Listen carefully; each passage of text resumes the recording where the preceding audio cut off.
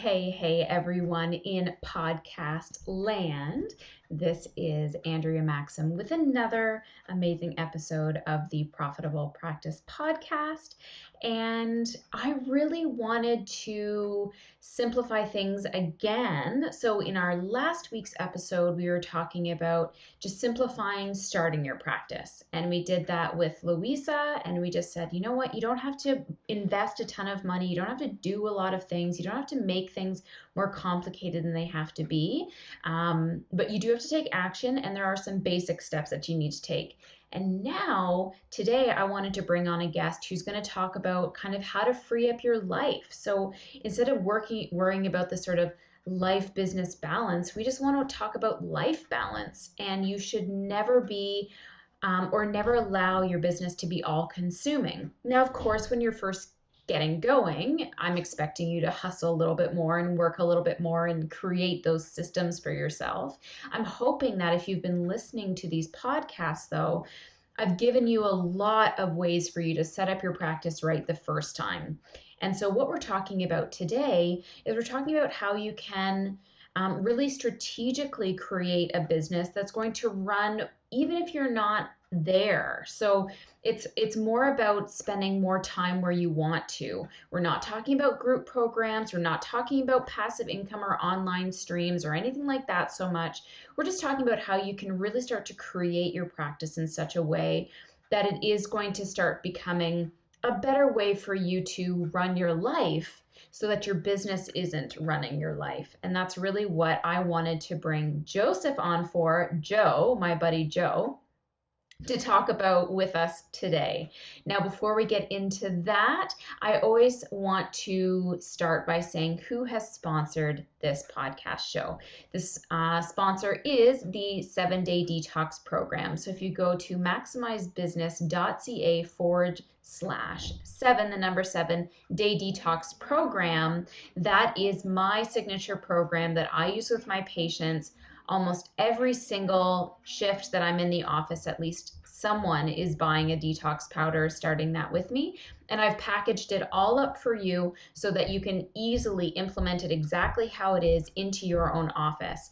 What I am going to be doing, though, hopefully by now, if the show is in September, is I'm going to be revamping the whole thing. So it's a lot more streamlined. There's a lot more support. There's going to be a lot more videos and tutorials of how I use it with my practice, answering all the questions that have come up.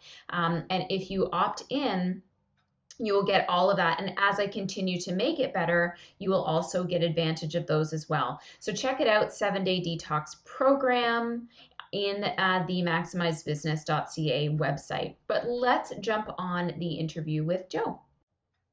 Hello, Joe. Thank you so much for coming on the show. As I was saying before the recording started, is you were one of those people that I kind of fell upon your website and I was like, holy shit, like this guy is really on it. Like you have tons and tons of references and resources and you're doing so phenomenal. So it's like a joy and a thrill to have you on my show, the Profitable Practice Podcast. I know you have your show as well. And today I'm really pumped because we're not going to be talking about like business structure and how to make a lead magnet and how to make a website. We're going to talk about, the whole reason why we're running a business and taking it to that level of, you're not supposed to be living in your business. You're supposed to have a life outside of your business too. But before we get to that, Joe, will you kindly just give us kind of a background history on you and how you got into, helping other practitioners like the ones that are listening right now also be as successful in their practice as you are? Yeah, Andrea, thanks so much for having me on your podcast. It's always great to find new people you didn't know about and then Yeah. you're fast friends already. So, yeah, my quick story is I graduated from doing counseling work and did the typical like nonprofit field where you make $30,000 a year. And then from there, I became a foster care supervisor. But then I did a little bit of private practice on the side. I wanted to pay off student loan debt. And so I just started kind of seeing a few clients on the side. And over time, that started to pick up. And in 2010, at that point, I was working at a community college And one of the years, working 5 to 10 hours a week, I made as much as I made working 40 hours a week. And I realized, wow, this group practice thing could really take off. Because at that point, I had 2 other counselors that were working for me, and people were making money while I was at my other job. And I just really realized that this thing could be scalable. And in 2012, we had a really rough year as a family. It was a year that my mom had just kind of wrapped up some cancer treatment. We had a brand new baby who had heart issues, and Lucia ended up having to have open heart surgery. And then Wow. at the end of that, it was like, everything was kind of wrapping up. I was diagnosed with thyroid cancer 2 weeks after that was all wrapped up. And it was just one of those years where like everything hits you. And it made me think about like what kind of lifestyle I wanted to live. And at that point, it's not that I was this like 70-hour-a-week guy, but I knew that the chapter of working a 40-hour-a-week job and then also leaving to work, 10 to 20 hours in my side gig needed to come to an end. And so my wife and I really planned out how that looked. And that's when I had launched Practice of the Practice, but put a lot more time into it, which is my website for helping private practice owners to start, grow, and scale their practices. And the podcast started to take off. It was one of the first counseling podcasts about kind of marketing a business. And over time, it just kind of built upon itself. And a couple of years ago, I left that full-time job and really had this vision that I wanted to create the lifestyle first. What was best for my family, my friends, my own health. And then from there, make decisions about the business, which often meant I needed to edit things out or off instead of wear multiple hats like many of us have to do. Yes. And so 2 summers ago, I started taking Fridays off, and just to kind of do it as an experiment. I'm really big on experimenting, and we can talk about what that means in regards to experimenting rather than it's a pass-fail kind of mentality. And it worked really well having Fridays off, so I kept those Fridays off. So then a year ago, I decided, let's try taking Mondays off. Do another experiment, see if the income stays up. It stays up. It made me more focused. And so now I have a 4-day weekend every weekend. And we can drill into kind of whatever parts of that you want to. But that's kind of the quick summary of where I've been. Now, coming from all of that, and of course, we talk about blocking off time, and this is something that a lot of my coaching clients have difficulties with, is you get so overwhelmed and so bogged down by entrepreneurship in general. It's all about the shiny object syndrome for the most part. The fear is, and I was one of them, is I was working 6 days a week and I was not getting anything done because I would have a patient and then I would have an hour break and then I would have a bunch of patients and then a half an hour break. And then some days I would have like bookend patients and nothing in the middle, but you're still distracted because you have that patient still on the books. It wasn't until I went on my first maternity leave that I said, okay, I'm going to come back and I'm going to restructure my time because I had to. But this is something that we really should be doing well before we actually have to. And what's the difference you find in the people that you talk to and in your own practice of blocking and compartmentalizing your time? Because it's a scary thing. Like, well, what if patients can only see me on a Friday? More often than not, they want to see you, they'll make it work. But we have this fear of always catering to them, not catering to our life. So could you touch on that? Yeah, I think part of it is this there's not enough time, which usually comes out of us comparing ourselves to other people. So-and-so is always on Twitter. So-and-so has so many more blog posts than me. They have a prettier practice or a better website or whatever that comparison is that you do between other practice owners. But when you step back and you reflect and say, what do I want here? And I think it's oftentimes maternity leaves or cancer or other things that clarify, I need to create the life that I want. That clarifies that for us rather than just sitting down right now and saying, well, what do I want?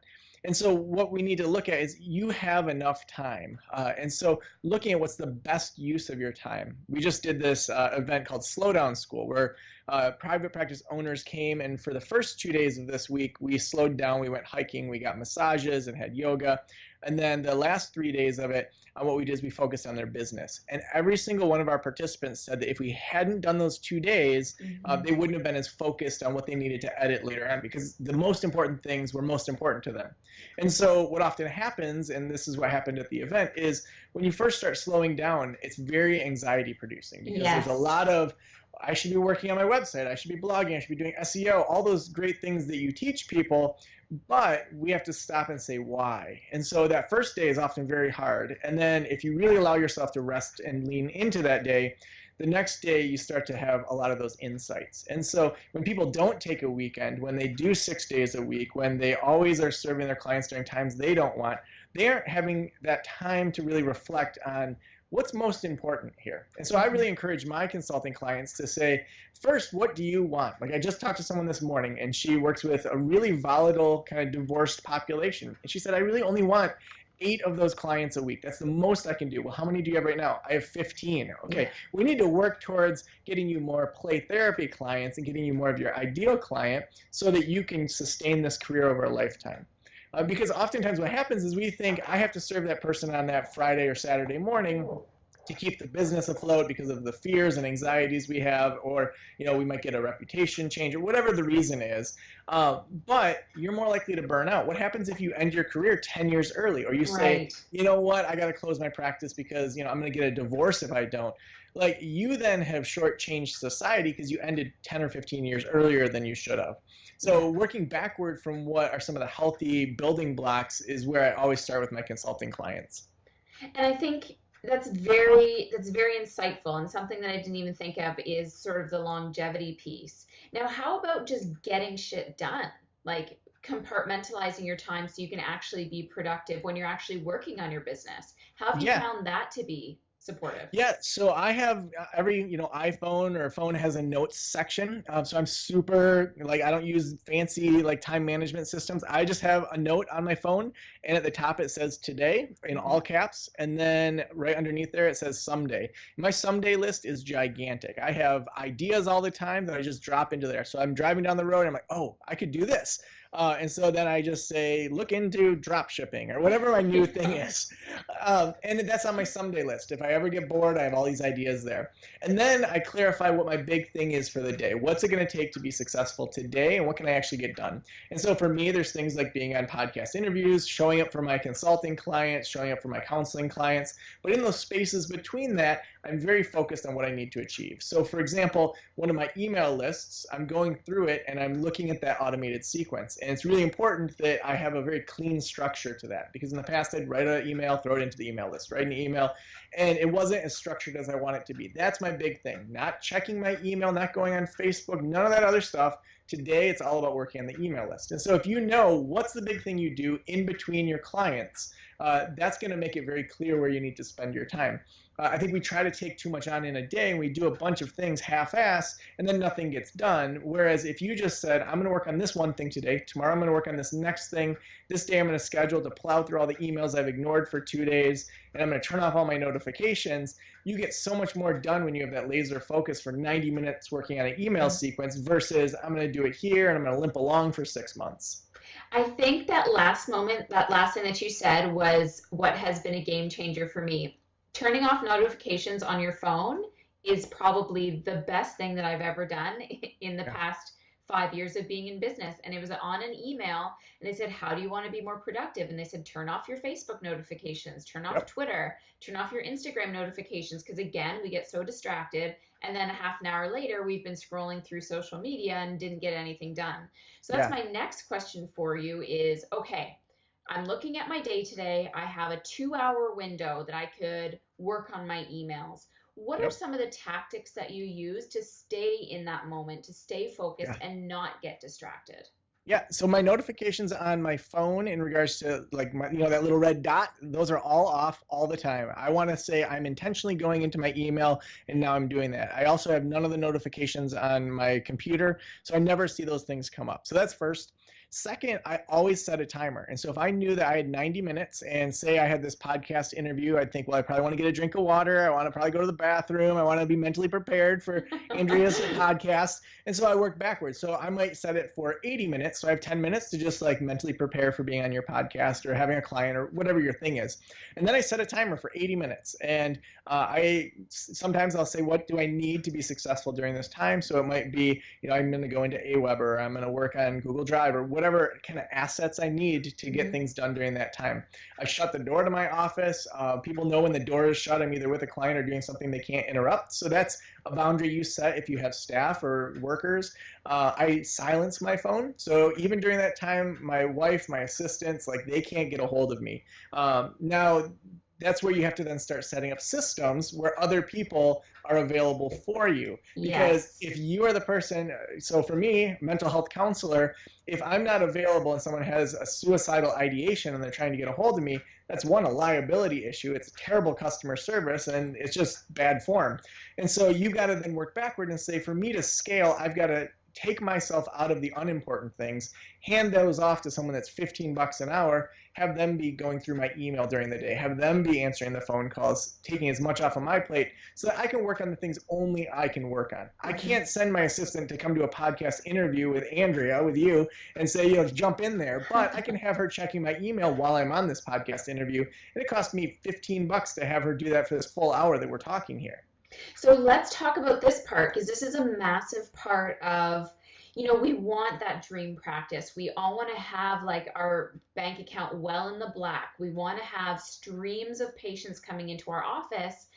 And I've talked about this on a previous podcast, and it's sort of like, well, what is the reality of what that situation is going to look like? And there's a lot of big businesses that started off by wanting massive, massive growth and couldn't handle it and had to fizzle out or quit their job or something. So this is a really important conversation that I want us to have, is kind of how to copy yourself, if you will, or at least feel comfortable delegating. Now, the first objection that will typically come up is, well, I can't afford somebody for $15 an hour. So how do you kind of coach people through that? Because quite honestly, of course, people are going to say, well, you can't logically afford not to do it. But it's not that simple. You can't just say, well, you should. How do you kind of get people warm to that idea? Yeah, so I think part of it is looking at just your hourly. And so if you're a naturopath and you're charging $100 a session or 200 or 300, whatever your rate is, how many hours of time does that buy? And if you're full enough that people are coming in that you're either turning them away or not seeing as many people as you could in a week, that's like you being a $200 an hour secretary. And so I think when I say that to people and they realize that you're the most overpaid person to be answering the phone, doing the scheduling, that's a really big deal. The other side of it is there's a certain level of professionalism that's added when you add layers between you and your clients. I think people say, well, I'll lose that personal nature. They know that they'll email me and I'll email them right back, or I'll call them on the phone.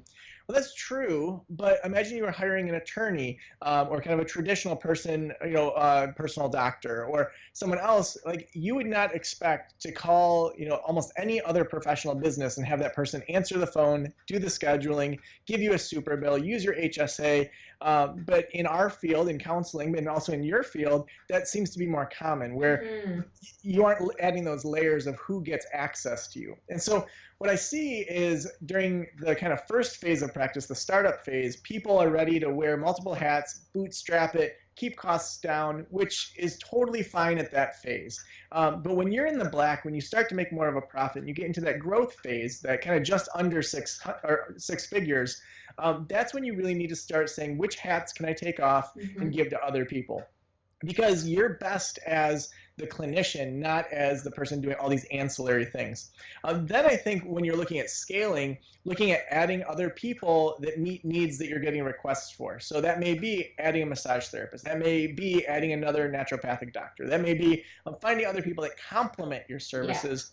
And then at some point, you need to look at someone that can replace your services. So if you focus on a certain type of client, how do you find someone that is a copy of you as the doctor to take those? Because if you can't start to really outsource some of that even to other doctors and keep that money in-house, what happens is the only way for you to make more money is for you to see more patients, because you'll get to a point where you outsource as much as you can. And the only way to increase income is to see more clients, and that's not scalable. Yes. Now, what are some resources, or what are some of the stepping stones that you've used to start reaching out to people? I mean, the obvious one is that hiring a receptionist, like somebody in your office, but are you using virtual assistants? Are you hiring people that aren't physically in your practice? Yeah, so we actually don't have a receptionist here, even though our person is in Traverse City, which is the city we're in. So she's 100% virtual. She pops into the office if an office is open, but we don't have someone that greets people here. Now, that may not work in everybody's market, but for us, we have a multi-clinician group practice. They talk to our scheduler over the phone. She calls them back. It's a local phone number. She does all the coordination, and I only pay her for the time she works. And so if you're saying, I'm going to hire someone 40 hours a week to sit at the front desk, desk, you better have 40 hours a week worth of work for 100%. them. Yeah. And so for me, as practices fluctuate, I want my budget to be able to fluctuate without saying, you know what, I told you I could do 40 hours, Right. but it's actually 20 hours. And so all of our people are all virtual. And so my own personal assistant, she's also in Traverse City, so we can do face-to-face interactions if we need to. But she's 100% virtual also. And so looking at what are those things that you don't necessarily have to have a receptionist for example. I mean, that's a square footage you're also paying for physically that you could have another office. You could be, subleasing to a massage therapist or have as a 1099, or there's so many other ways you could utilize that space in a better way. Yeah. So we've got compartmentalizing our time. We are now going to be delegating some of those awful tasks that we don't want to do. For instance, now that I have a receptionist, I physically hate picking up a stapler and a hole punch. I physically hate it to the point where I'm just so thrilled. Like, she's worth the money to do that. Like, just little things like that. Yeah. But now let's talk about what we're doing outside of our office hours. So for me, I jam pack everything from Monday to Wednesday. And then I do see patients on Saturdays, but it's more of a casual day so that I have the rest of the week to kind of do things at home. What do you do with balancing then dad, husband, and work life outside of the practice? Because this is also where the anxiety comes in. Well, I'm off today, so I should be doing X, Y, or Z, but then we're getting sucked back into the business side of things. So how do you help kind of manage your time away from the office? So again, it's more your time and your life. I'm really big into having rhythms that your family can expect, because the worst thing is to have dad be present, but he's not present. His head's off in blogging world or SEO world or whatever I'm thinking about at that time. And so for me, having very clear boundaries has been really helpful. So on Fridays, I'm off, but I can do a little bit of email. That's just a rule I've set for myself that I can kind of catch up. So I can go into the weekend with inbox zero. So that's my goal every single week, that if for some reason I haven't got to inbox zero, I get to that on Friday by, like 1 o'clock. And then once I turn off the computer for the weekend, it's off until Sunday evening when I look at the time and look at like what's going to be my coming week. So I don't go on social media. I don't check my email. I don't do anything work related, except I might listen to a podcast or read a book for a little bit that's more kind of fun or development or something I look forward to. But even that, I specifically don't do that on Saturday. That would be allowed on Sunday. So I set some very clear boundaries for myself. Now, what that forces me to do is, if my girls wake up early, as a 6-year-old and 2-year-old always do, if I don't want to put them in front of Netflix and want to actually engage with them, then I have to figure out what am I going to do instead of thinking about my business. So then it forces you to start to figure out, here's the kind of things that I want to do with my family. So we have rhythms like our friends Paul and Diane. They come over most weekends, and we'll play board games with them. We'll make dinner together with them. And having things that we can count on, it really forces you to do things other than your business. But what happens, similar to the people that came to Slowdown School, is there is this anxiety when you're first doing it. Like, yeah. I should be doing more blogging. I should be doing more of this. Well, when you first start out, I think taking notes on that, and then on Monday or Tuesday, whatever your first day of the week is, to say, how can I get my assistants to start doing this? How can I get someone to start blogging for me or do 90% of the article? And then I go through and I add that clinical expertise on top of it. Or I shouldn't be making infographics for my website, or I shouldn't be making the videos for it. I need to hire someone that I can count on that will do that work for me, and it's trainable for whatever my next steps are too. Yeah. So for somebody who's just starting out, where they don't have the influx of people coming in, are all of these strategies we're talking about still applicable? I would say you probably don't want to implement all of them, because you want to have cash flow coming in. Excuse me. You also don't necessarily want to have a lot of risk as you're starting out. And so what you want to do is create systems that are easy to hand off. So if you're not busy, making sure that you understand the basics of SEO, the basics of blogging, the basics of those things that help a practice really thrive, so that when you hand it off, you can train that person in how you want it done. So if you learn on the front end, that's a great time for you to really become more of an expert. That doesn't mean you're going to do it long term, but you'll be able to create that system. So people, like if you have a Mac, for example, QuickTime comes on a Mac, you can do screen recordings. And so as you develop things, to create training videos throughout with that free time, so that you can eventually hand it off to someone. Yeah, that's so smart. Now, how about some of the pitfalls that you find people falling into. So we've definitely talked about them in a roundabout way, you know, not using your time properly and not outsourcing. But what are some of the traps that you find a lot of entrepreneurs get into, either starting to grow their practice, getting to that point where they have to start making some changes as it's starting to outgrow the foundation that they've created? Do you have any stories about that? Yeah, so I think what I see often happens is people, when they're kind of bootstrapping at the beginning, they figure out what makes it work from just whatever resources they have available. They're less likely to invest in an electronic medical record system. They're less likely to invest in, you know, some sort of like IT person that oversees their website so that if it goes down, it can come back up.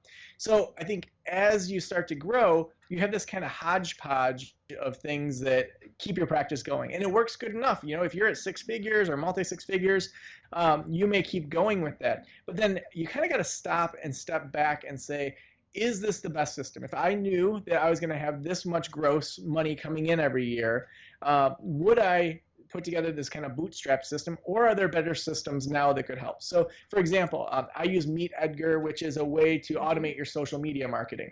I don't just have that go and don't engage, but I can then send out blog posts. I can send things out on my various social media platforms so that instead of posting things, I can just engage with people after they kind of connect on social media. Right. So that's sort of expensive. I think it's 60 or 70 bucks a month, which is a lot of money. But then when I think about how much would it cost to pay a virtual assistant to go through and schedule those out every single month, it would be way more than that. And so starting to realize that your time is your most valuable asset is a huge mindset shift, because everything it takes to get to that scaling phase is hard work, working long hours, but then to really get to that multi 6-figure $1 million mark, it takes taking as much off your plate as possible and having multiple layers of people between you and your clients and you and kind of the issues that are happening. Yeah.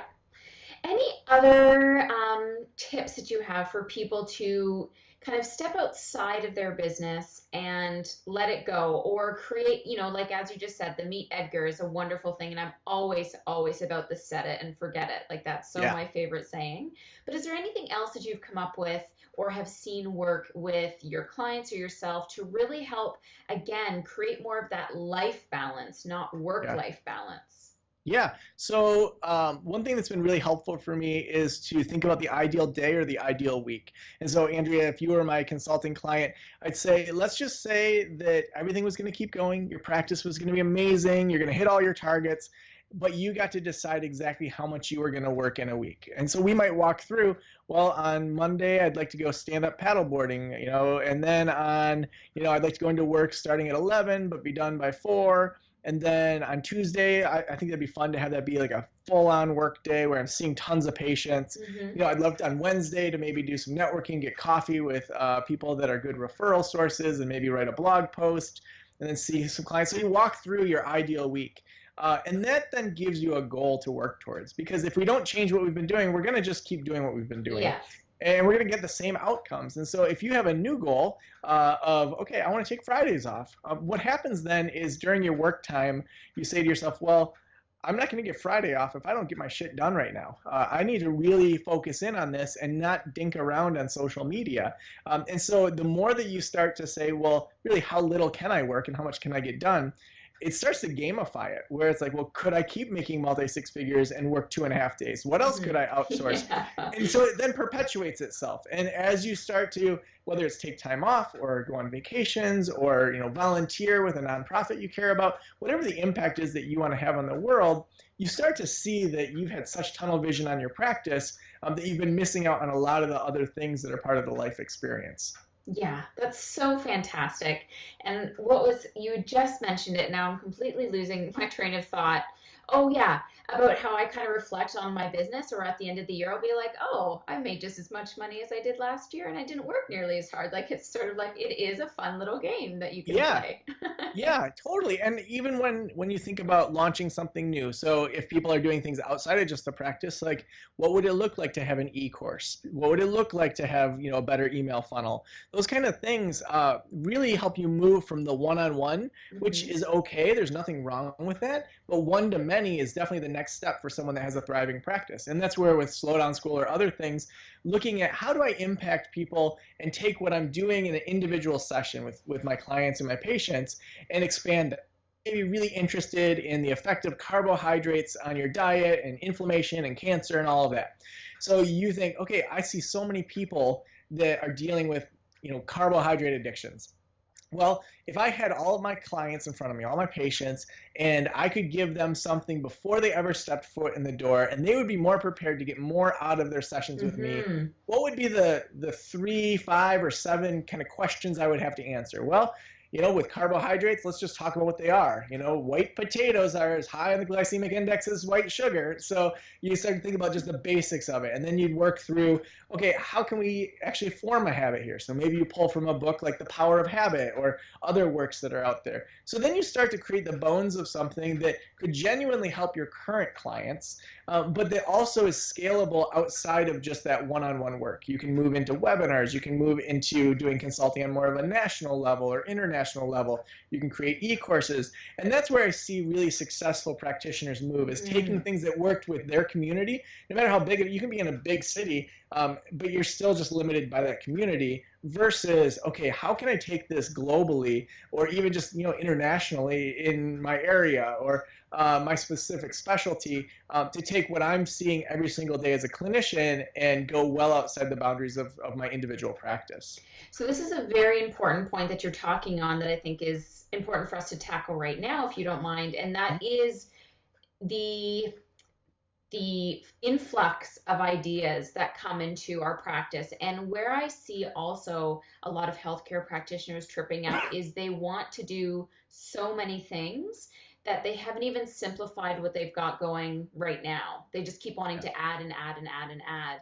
So I want to ask you, how do you help coach people through that? Or how did you do that yourself where, your list is massive on your someday list, but it doesn't necessarily mean that you should be executing it. You should be getting your other systems kind of running somewhat automated, so to speak, before starting to add in new things. So how do you help people kind of taper down the number of pieces of pie they want to take into their business to maybe 3 or 4 solid slices instead of 20 little ones? Yeah, so when we first start a mastermind group or individual consulting, we start with your KPIs, your key performance indicators. One of those is usually how much money do you want to come in per week. Another one that I usually do is how many hours do you want to work per week. And so when you start there, that's a different point than just I want to make more money. And so when people come to me and they say, I want to launch a podcast, I want to launch an ebook, whatever their kind of big idea is, we always start with what's working now. What's the low-hanging fruit? Well, I have a practice that, it's 80% full. Okay, why isn't it 200% full? Why don't we have extra people there? That's low-hanging fruit. The more successful your practice is, the easier it is for you to step away from it. And so we want to tighten up kind of all those nuts and bolts before we move on to something else, because it's all going to get jiggly the kind of more work that you do. So I start with what's the low-hanging fruit. Okay, you have these people that you're turning away and referring out. Let's add more clinicians to your practice. Let's get a little bigger space. Let's get subletters, whatever your model is. Let's really get that low-hanging fruit. And then we can start to look at those big ideas if we pull you out of that. Because if you're working 50 hours already and now you want to add a podcast to it, you and I both know that it's not just this hour conversation. Yeah. There's the editing, the show notes, all these other things that go with it that are unforeseen. So you've got to look at how am I going to carve time out of my schedule and what needs to happen in order to do that. Whether or not it's a podcast, an e-course, it doesn't matter what the big idea is. It's that we need to make sure that this thing is running as automated as possible. I can show up and do the part only I can do, and then it just keeps going. So with mental wellness counseling, what that looks like is, yes, I'm in the office, but I'm more likely going to be working on practice of the practice type stuff. And so what I actually touch with our group practice is I still make sure I review all the checks that go to people. I want to have the final say on that. There's just been so much money laundering in the world. I don't want someone else writing my checks or having access to my bank account. And that takes me about 20 minutes a week to do that. I want to be in charge of the marketing and the branding. And so that's probably another hour a month that I spend on it. And outside of that, I'm probably spending 2 to 3 hours a month running the practice, other than my own clients that I see. Yeah. So it's as automated as possible. So then I can go do all sorts of other things because I know the income that's coming in there is enough for my family, it's enough for the business, and I don't have to worry about it because it's on autopilot. That's a different kind of freedom than, okay, I'm running full tilt, now I'm going to run more full tilter. Exactly. So again, let's say somebody isn't able to have associates come into their practice. They're just an associate themselves, so they don't own the building, but they have all of these ideas. I want to make a course on this. I want to do this. I want to do that. What would you say to those people to say, look, like just get these things in place, and then you can start to get bigger and bigger and bigger? Yeah, I think starting with one thing. So what's something that would be a good experiment? So I referenced that earlier. So you want to test the market before you spend a year working on something. And so it may be that you start with an email list. You kind of put it out there, and then you have an automated, 10-person or 10 email sequence that goes out. It might be that you host a webinar and see if people sign up for it.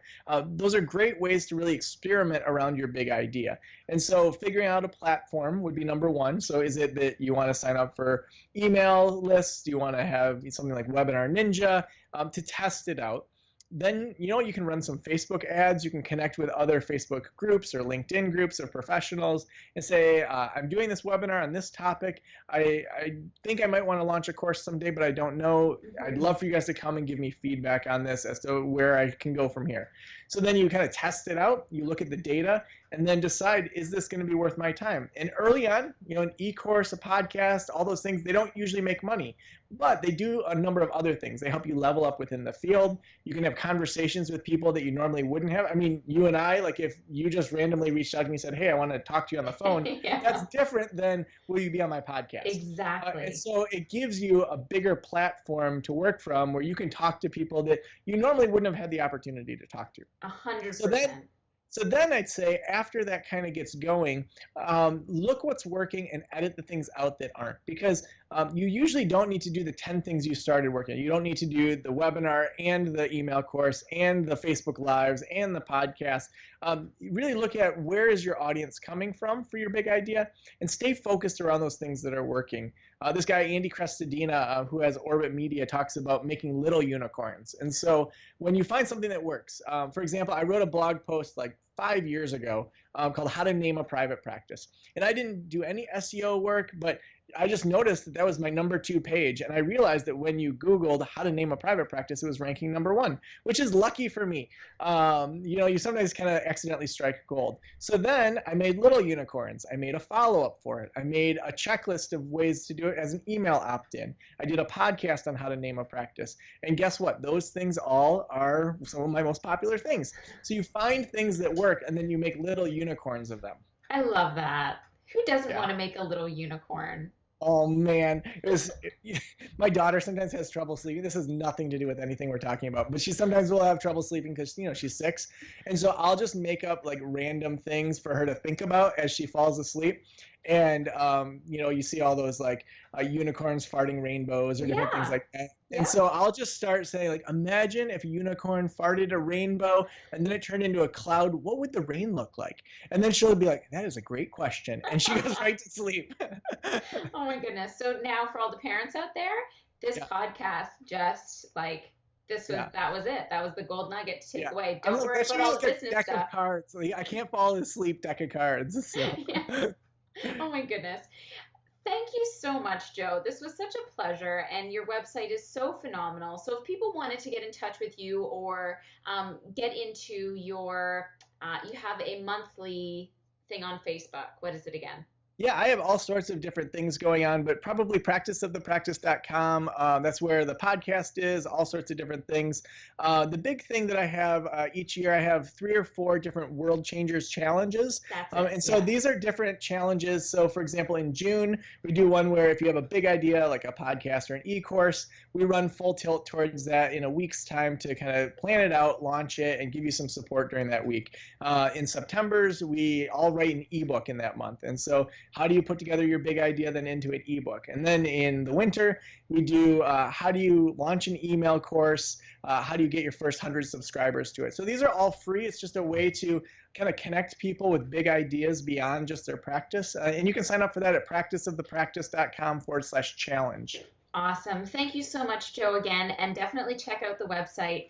I'm sure we will be in connection again and again. I'd love to have you back on the show. And thank you so much for everything that you're doing because we need more people like us, leveling the playing field and saying that this is definitely a viable profession. You just have to be smart about it. Absolutely. Well, Andrea, thanks so much for having me. All right, guys, there is another interview in the books. And I'm recording this on my new webcam. So I bought a Logitech C920 webcam, which I'm absolutely in love with. And I'm recording this from my Burlington office. And if you're watching the video, there's like massive light issues happening. So my forehead is like bright white. So I'm having a difficult time with that. But complete digression. Back to, of course, the interview at hand. Guys, that if you've been listening to my shows, I'm all about you getting on a call with me and taking action, and today is no different. I just finished a 2-hour VIP coaching call, and it's amazing how even in 10 or 15 minutes, the amount of clarity and breaking things down into little chunks has such a valuable impact on how you progress with your business. And today is no different. You don't need to be a VIP person to get some of that clarity. And I know that 95% of you are taking this information and it sounds really good and you feel inspired until the show is over and then you haven't done anything. And then months go by and you still haven't done anything. Be that 5% that kill it. Be that 5% that take this information like a pit bull and you run with it. And often you just need a little bit of support, a little kick in the pants, and I will gladly kick you in the butt in order to get you there. So please go to maximizebusiness.ca, click on work with me. It's right on the homepage as soon as you arrive to the website, and book that strategy call with me and let's get you moving along in your business.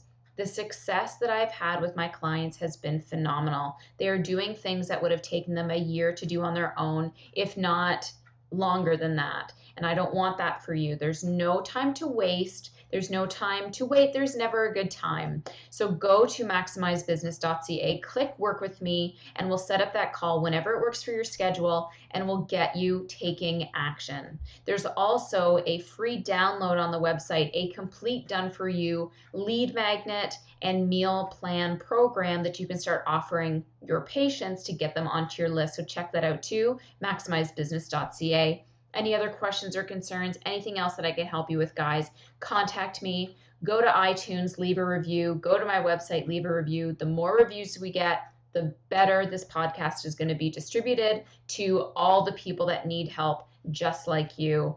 Definitely help support the podcast and its growth that way. Take action. Get on that call with me. Let's get going. I'm Andrea Maxim, and I'm out.